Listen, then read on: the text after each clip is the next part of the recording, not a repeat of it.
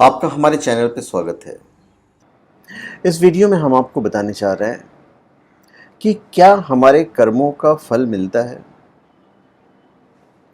ये वीडियो थोड़ी सी लंबी हो सकती है, इसलिए हो सकता है हम इसे 2 पार्ट में बांट दें। तो चलिए, बताने से पहले हम आपको ये बता दें कि स्पेशल प्रोडक्ट, कोई भी स्पेशल प्रोडक्ट आप omcha.com से ले सकते हैं। जेन्युइन, ऑथेंटिक, लैब सर्टिफाइड और अभिमंत्रित भी, यदि आप चाहेंगे तो चलिए हम आपको बताते हैं। देखिए, कर्मों का फल सभी को भोगना पड़ता है और इसके क्षमा होने का विधान सत्शास्त्रों में नहीं है। राम, कृष्ण, दयानंद जैसे महापुरुष और महात्मा भी अपने पूर्व जन्मों के कर्मों के फल भोगने से बचे नहीं थे। रामचंद्र जी के जीवन में आता है कि जब माता सीता को रावण ने हरण कर लिया तो इससे अत्यंत व्यथित हुए। तो इस अवस्था में लक्ष्मण जी को एक स्थान पर कहते हैं कि मैंने पूर्व जन्म में अवश्य ही कुछ अशुभ कर्म किए थे, जिसके कारण मुझे पिता से वनवास मिला और यहां भी मेरी पत्नी का अपहरण हो गया। तो इस घटना को प्राय सभी स्वीकार करते हैं। तो इससे अनुमान होता है कि कर्म की गति को समझना बड़ा ही कठिन है।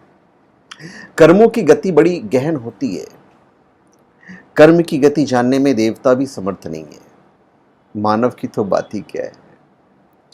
काल के पाश में बंधे हुए समस्त जीव को अपने द्वारा किए गए शुभ अथवा अशुभ कर्मों का फल निश्चित रूप से भोगना ही पड़ता है।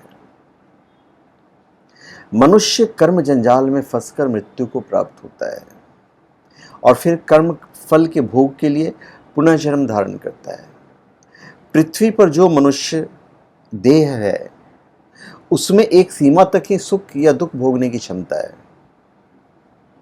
जो पुण्य या पाप पृथ्वी पर किसी मनुष्य देह के द्वारा भोगने संभव नहीं है, उनका फल जीव स्वर्ग या नरक में भोगता है। पाप या पुण्य जब इतने रह जाते हैं कि उनका भोग पृथ्वी पर संभव हो, तब वह जीव पृथ्वी पर किसी देह में जन्म लेता है। वैसे तो जो व्यक्ति बुद्धिमान है, तत्वज्ञानी है और ईश्वर भक्त है, वो सुख दुख को ही अपने कर्मों का फल समझता है और ईश्वर की न्याय व्यवस्था मानकर चुपचाप भोग लेता है, शिकायत नहीं करता। क्योंकि एक तो शिकायत करना एहसान फरामोश होना है।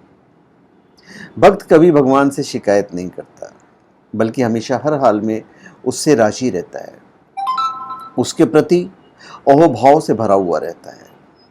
सुख मिले तो सुख, दुख मिले तो दुख, सब अपने ही कर्मों का फल मानकर स्वीकार कर लेता है। संत, तपस्वी, महात्मा और सज्जन व्यक्ति इसीलिए तो बड़े सहज भाव से दुख और कष्ट उठा लेते हैं। बहुत से महापुरुष ये भी कहते हैं कि जीवन में यदि कभी छोटा या बड़ा दुख आए जिसका प्रत्यक्ष और अप्रत्यक्ष कारण समझ में ना आए, तो ये समझ लेना चाहिए कि ये किसी पूर्व जन्म के कर्मों का या किन्हीं विस्मृत कर्मों का फल हो सकता है, जो परमात्मा की व्यवस्था से हमें मिल रहा है। योगेश्वर श्री कृष्ण तथा ऋषि दयानंद के संघर्षपूर्ण जीवन को देखकर भी लगता है कि इनका जीवन भी अत्यंत संघर्षों और दुखों की छाया से युक्त था। इसके लिए इनका पूर्व जन्म व उसमें किए गए कर्मों को ही स्वीकारना होगा। आर्य समाज में बहुत सारी चीजें बताई गई हैं जो मैं आपको बताऊंगा। देखिए, धर्मराज मतलब यमराज सभी प्राणियों को उनके पाप पुण्य का फल प्रदान करते हैं, लेकिन जब उनसे कोई गलती हो जाए तो क्या उन्हें माफ किया जा सकता है? नहीं, कभी नहीं। एक गलत कर्म से धर्मराज को भी दासी पुत्र के रूप में जन्म लेना पड़ा। इसलिए गोस्वामी तुलसीदास जी कहते हैं, कर्म प्रधान विश्व करी राखा, कर्म प्रधान विश्व करी राखा, जो जस करे तो तस फल चाखा।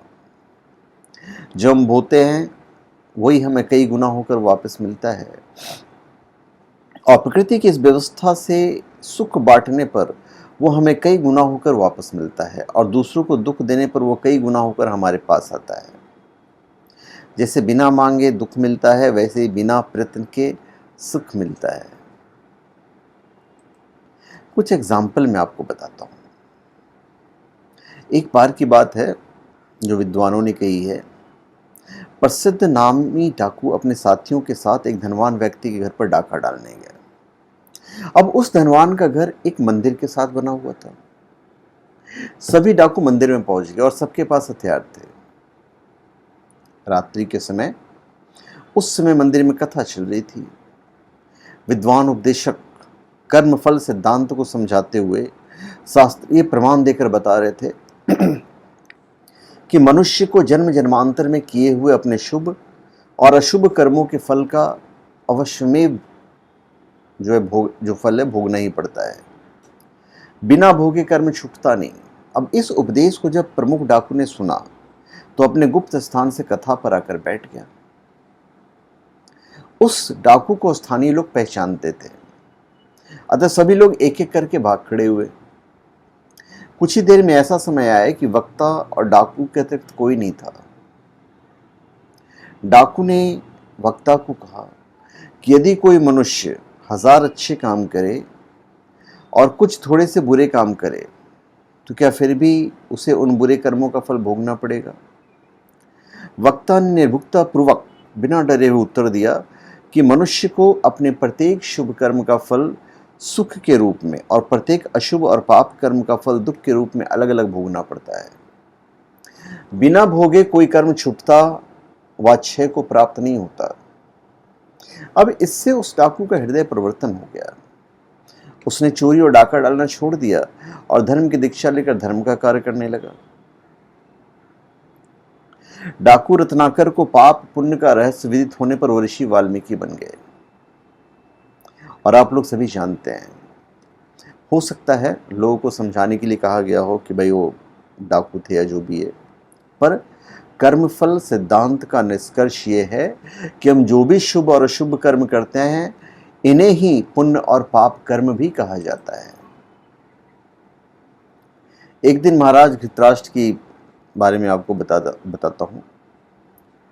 धृतराष्ट्र के 100 पुत्र मारे गए। तो एक दिन महाराज धृतराष्ट्र ने वेद व्यास जी से पूछा, भगवान बड़ा आश्चर्य है कि मेरे 100 पुत्र मेरे सामने मारे गए। मुझे अपने पिछले 100 जन्मों का स्मरण है कि मैंने एक भी पाप नहीं किया है, फिर मेरे 100 पुत्र मेरे सामने मृत्यु को क्यों प्राप्त हुए? वेद व्यास जी कहते हैं, मूर्ख, तू तो जब से सृष्टि बनी है तब से जन्म ले रहा है। उससे पहले के कल्प में तूने क्या किया तुझे क्या पता है?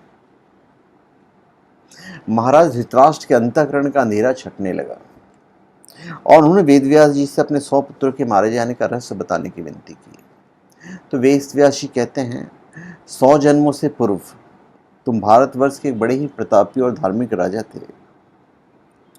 एक बार मानसरोवर के हंसों के एक दल ने अपने परिवार के साथ रामेश्वरम जाते हुए तुम्हारे बगीचे में बसेरा किया। उसमें से एक हंस की हंसनी गर्भवती थी और प्रसव के समय नजदीक आ रहे थे। उस हंसनी के पति हंस ने तुम्हारे पास आकर विनती की कि राजन, मैं अपनी गर्भवती पत्नी को तुम्हारे बाग में छोड़े जा रहा हूँ। राजा होने के नाते उसकी रक्षा का भार तुम्हारे ऊपर है। और वो हंस रामेश्वरम चला जाता है। कुछ ही समय में उस हंसनी ने 100 बच्चों को जन्म दिया और तुमने उन्हें चुगने के लिए मोती दिया। एक दिन तुम्हारे रसोइये ने एक हंस के बच्चे को पकाकर तुम्हें खिला दिया। तुम्हें मांस बहुत स्वादिष्ट लगा और तुमने बिना विचार किए रसोइये को आज्ञा दी कि इसी प्रकार का मांस प्रतिदिन पकाया जाए। तो तुम ये जो जीव है उसके इतने अधीन हो गए कि तुमने रसोइये से ये भी नहीं पूछा कि किसका मांस है और कहां से उसको प्राप्त हुआ है। तुम स्वाद के मोह में इतने अंधे हो गए कि रोज उसी मांस की इच्छा करने लगे। इस प्रकार उस शरणागत हंसनी की मोती चुगने वाले 100 के 100 बच्चों को तुम अकेले खा गए। अब वो हंसनी अकेली रह गई। हंस रामेश्वरम की यात्रा से जब वापस लौटा तो हंसनी से नवजात बच्चों के बारे में पूछा। हंसनी ने उसे अपने बच्चों की मृत्यु के बारे में बताया तो हर्ष ने आश्चर्यचकित होकर पूछा कि सब कैसे हुआ। हंसनी ने कहा कि तुम राजा से ही पूछो। हंस ने राजा के पास जाकर कहा कि तुमने मेरे 100 बच्चों के मांस खा लिए। राजा इस बात से अनभिज्ञ था कि उसे किसका मांस परोसा जा रहा है। उसने रसोइये को बुलाकर पूछा तो रसोइये ने कहा कि महाराज, ये तो आपकी ही आज्ञा थी कि यही मांस प्रतिदिन बनाया करो। राजा धर्मात्मा था, परंतु इस भयंकर पाप से वो घबरा गया। हंस ने राजा को शाप देते हुए कहा कि तूने अंधे होकर मेरे 100 बच्चों को मरवाया है, तू भी अंधा हो जाएगा और तेरे सामने ही तेरे 100 पुत्र मृत्यु को प्राप्त हो जाएंगे। और ये कहकर हंस ने प्राण त्याग दिए। तो वेद व्यास जी ने कहा कि ये जो तुम भोग रहे हो, ये वही भोग रहे हो तुम। तो कर्म फल अटल है, इन्हें बिना भोगे छुटकारा नहीं मिलता। इन्हें बिना भोगे छुटकारा नहीं मिलेगा। तो कष्ट तो मिलेगा यदि आपने अशुभ कर्म किए हैं। दुनिया उन्हें देखकर आश्चर्य करती है, संतों को, कि भाई ऐसा संत महात्मा या सज्जन व्यक्ति भी इतना कष्ट कैसे उठाते हैं, क्यों उठा रहे हैं। तो ऐसे भविष्य वक्ता थे जो सबका सही भविष्य बताते थे। 2 मित्र उनसे अपना भविष्य पूछने गए तो एक से उन्होंने कहा कि 1 महीने बाद मृत्यु हो जाएगी और दूसरे से कहा कि 1 महीने बाद राजा बनोगे। दोनों बड़ा विश्वास लेकर घर लौट आए। जिसे मरना था उसने अपने को सत्कर्मों से लगा दिया, पुण्य परमार्थ में निरत रहने लगा ताकि अगले जन्म में काम आए। दूसरे ने सोचा कि जब कुछ ही दिनों में राजा बनना है तो जो हाथ में है उसे मौज से क्यों न उड़ाएं। वह अहंकार के भाव से मदिरा पीने लगा। महीना बीत गया। एक के पैर में चोट लगी और मरहम पट्टी से अच्छी हो गई। दूसरों को स्वर्ण मुद्राओं की थैली रास्ते पर पड़ी मिली, और वो भी मदिरापान में खर्च हो गए। महीने भर बीतने बाद भी ज्यों का त्यों थे। कारण पूछने के लिए भविष्यवक्ता के पास फिर दोनों आए। उन्होंने कहा, कर्म से प्रारब्ध बदल सकता है। पुण्यात्मा ने सत्य कर्मरत होकर मृत्यु की विषमता को चोट के हल्के रूप में बदल डाली और राज्य पाने वाले ने मदिरापान करके स्वर्ण मुद्राओं में घटाकर समाप्त कर दिया। तो भाग्य विधान है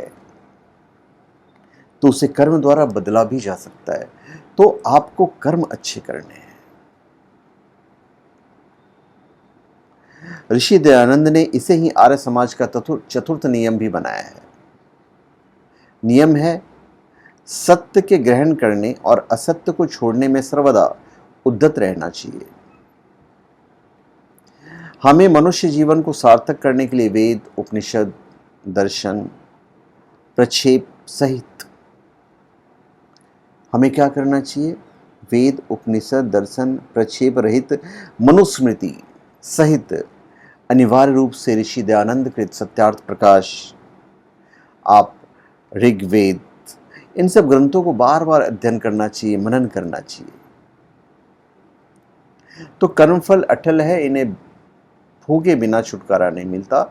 हम अपने सुख दुख सौभाग्य दुर्भाग्य के लिए स्वयं जिम्मेदार हैं। इसके लिए विधाता या अन्य किसी को दोष नहीं दिया जा सकता। तो धन्यवाद। आप सबका हमारे चैनल पे स्वागत है। आप हमारे चैनल पे सब्सक्राइब करें और अपने कमेंट दीजिए। धन्यवाद।